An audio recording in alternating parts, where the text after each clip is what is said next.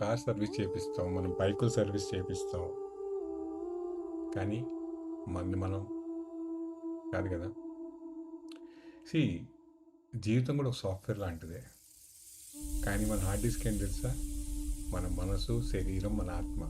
దాన్ని మనం రోజు శుభ్రపరచుకోవాలి. కానీ మనం చేస్తామా? నో. మనకంత ఎంజాయ్మెంట్ కావాలి, పైన పైన మెరుగులు కావాలి,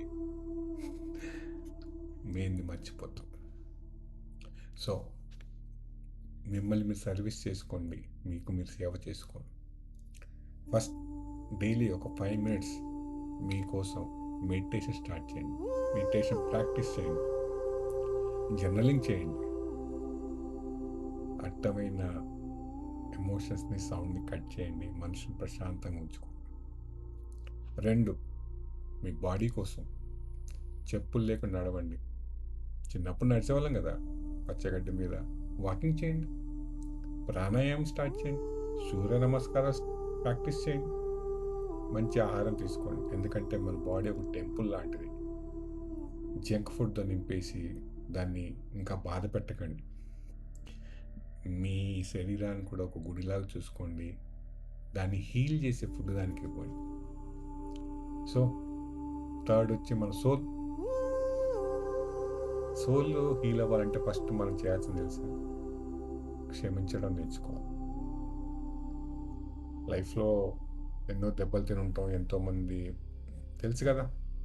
వాళ్ళని క్షమించండి, బికాజ్ అది మన ఎక్కువ హర్ట్ చేస్తుంది వాళ్ళకంటే. క్షమించడం నేర్చుకోండి.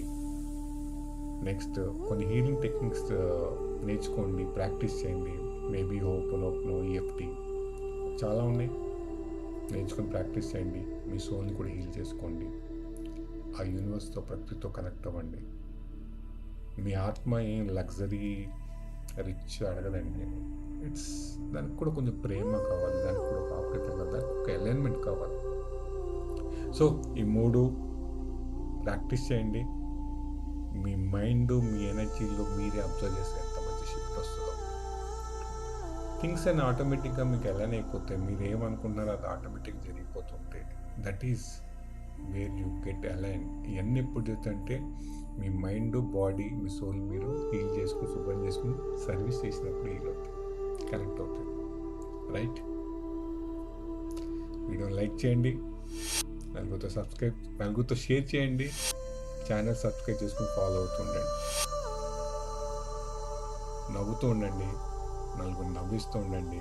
నలుగురికి 4 కాలాల పాటు గుర్తుండు.